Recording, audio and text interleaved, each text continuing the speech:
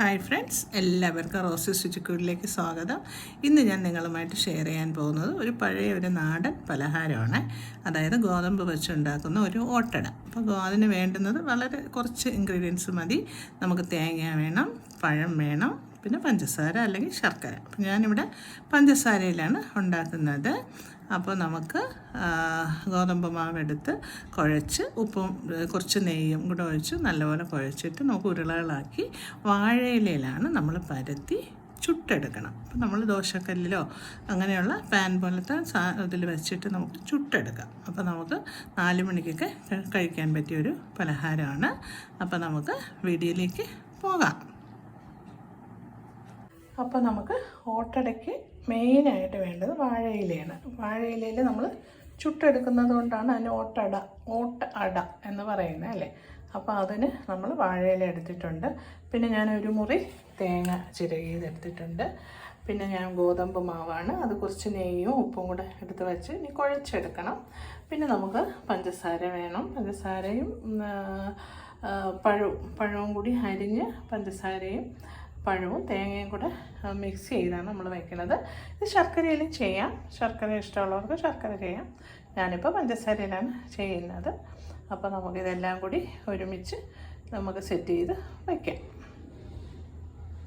അപ്പോൾ ഞാൻ ഗോതമ്പ് മാവ് നല്ലപോലെ ഒന്ന് കുഴച്ച് വച്ചിട്ടുണ്ട്. അപ്പോൾ കുഴച്ച് വെച്ചു. പിന്നെ ഇനി അത് നമുക്ക് കഴിഞ്ഞിട്ട് ഇത് പഴവും പഞ്ചസാരയും തേങ്ങയും കൂടി മിക്സ് ചെയ്ത് വെച്ചിട്ടുണ്ട്. അപ്പം നമുക്കിത് ഇലയിൽ ആവശ്യാനുസരണം ഉരുളകളാക്കി നമുക്ക് പരത്തി ഇത് നമുക്ക് പഴവും ഇതെല്ലാം കൂടെ നിരത്തി വെച്ച് മടക്കി വെച്ചിട്ട് നമ്മൾ പാത്രത്തിൽ പാൻ പോലെ ഉള്ള പാത്രത്തിൽ വെച്ച് നമുക്ക് ചുട്ടെടുക്കാം. അതുകൊണ്ടാണ് ഓട്ടട എന്ന് പറയുന്നത് അല്ലേ. അപ്പോൾ ഇതൊക്കെ കുട്ടികൾക്കൊക്കെ വല്ലപ്പോഴൊക്കെ ഉണ്ടാക്കി കൊടുക്കണം. അവർ കഴിക്കുമായിരിക്കും. ഇപ്പോഴത്തെ കുട്ടികൾക്കൊന്നും അറിയത്തുമില്ല. അപ്പം നമുക്കൊന്ന് ചെയ്ത് നോക്കാം. എങ്ങനെയുണ്ട് ചെയ്ത് നോക്കാം. നല്ല ഒരു നാടൻ പലഹാരമാണ്. അപ്പോൾ നമുക്കിതൊക്കെ പണ്ടൊക്കെ നമ്മൾ സ്കൂൾ വിട്ടൊക്കെ വരുന്ന സമയത്തൊക്കെ അമ്മയൊക്കെ ഇതൊക്കെയാണ് ഉണ്ടാക്കി നമുക്ക് തരുന്നത്. ഇതിൽ ശർക്കര വേണമെങ്കിൽ ശർക്കരയും ചേർക്കാം. അപ്പോൾ ഇതുപോലെ ഞാൻ ഓരോ ഉരുളകളാക്കി പരത്തി വെച്ചിട്ടുണ്ട്. ഇനി നമ്മുടെ തേങ്ങയും പഞ്ചസാരയും പഴവും കൂടെയുള്ള കൂട്ട് നമുക്ക് കുറച്ചെടുത്ത് ഇങ്ങനെ നമുക്ക് വെച്ച് കൊടുക്കാം. ഒരു സൈഡിലായിട്ട് ഇങ്ങനെ വച്ചാൽ മതി. എന്നിട്ട് നമുക്കതങ്ങ് മടക്കി എടുക്കണം.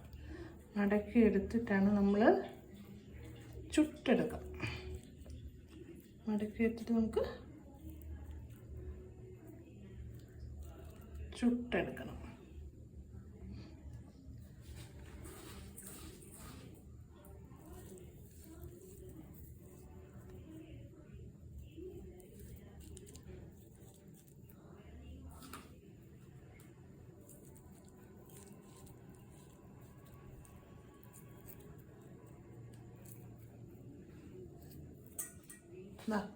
എങ്ങനെ വെച്ചിട്ടാണ് നമ്മളിനി മടക്കി നമുക്ക് എടുക്കണം.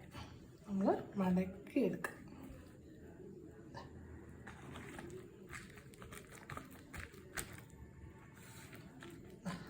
ഇങ്ങനെ എല്ലാം നമ്മൾ മടക്കി വയ്ക്കും. ഓക്കെ.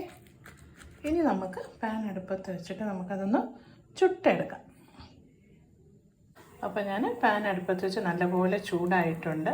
നമുക്ക് ലേശം എണ്ണയൊന്ന് ഒഴിച്ചു കൊടുക്കാം. എന്നിട്ട് നമുക്ക് ഓട്ടട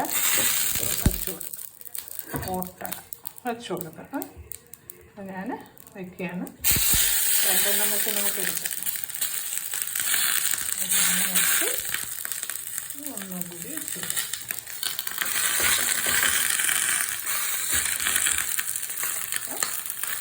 രണ്ടെണ്ണം ഇത് വയ്ക്കാം.